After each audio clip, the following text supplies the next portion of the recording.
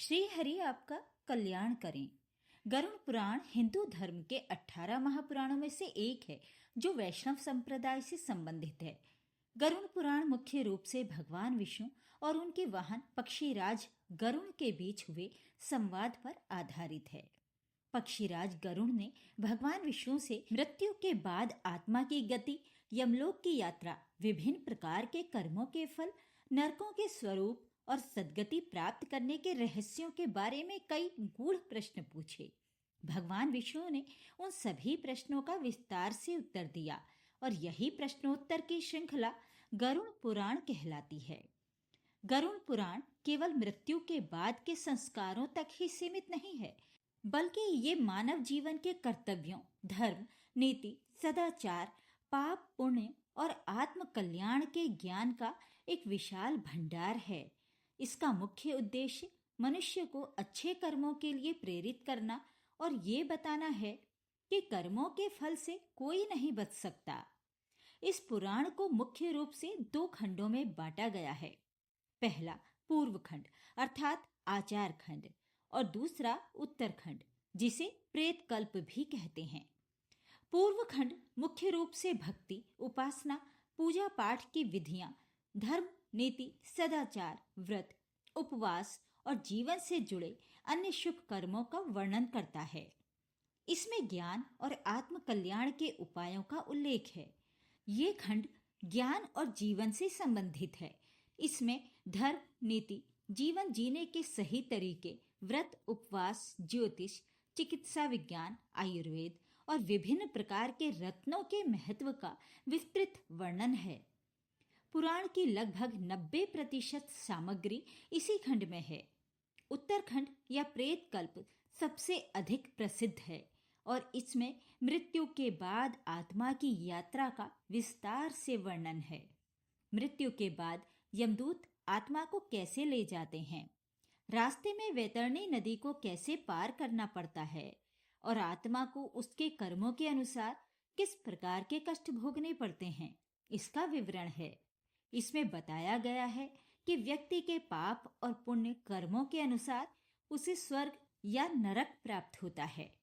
गरुड़ पुराण में 84 लाख नरकों का वर्णन है, जिनमें से 16 घोर नरकों का विशेष रूप से उल्लेख है। इसमें पापी मनुष्यों को मिलने वाली कठोर सजाओं का वर्णन किया गया है।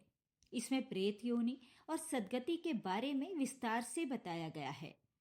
प्रेत योनि से मुक्ति पाने के उपाय, श्राद्ध कर्म, पिंडदान और दान दक्षिणा के महत्व को बताया गया है, जो मृतक की आत्मा को सद्गति दिलाने में सहायक होते हैं।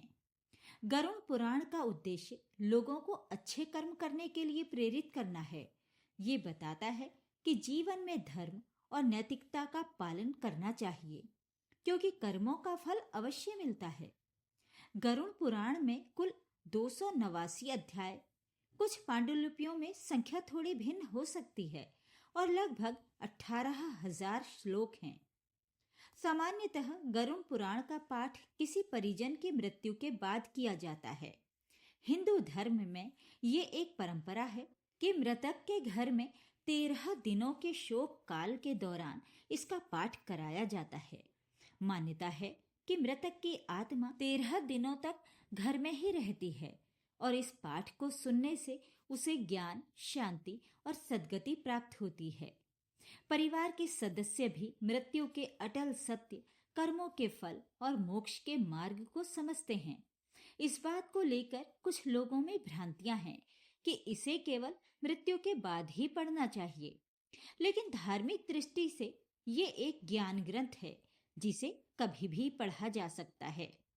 जीवित व्यक्ति द्वारा इसे पढ़ने से उसे धर्म, नीति, सदाचार और पापों से बचने के ज्ञान की प्राप्ति होती है, जिससे वो अपने जीवन को सफल बना सकता है।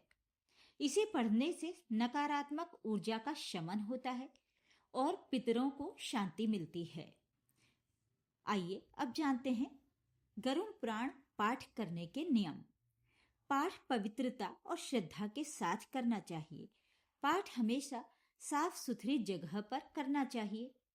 पाठ से पहले स्वयं को और उस स्थान को शुद्ध करना आवश्यक है जहां पर बैठकर पाठ करना है। घर में गरुड़ पुराण रखने के क्या नियम होते हैं, आइए जानते हैं। गरुड़ पुराण को घर में रखना शुभ माना जाता है क्योंकि ये भगवान विष्णु का स्वरूप है और मोक्ष का मार्ग दिखाता है।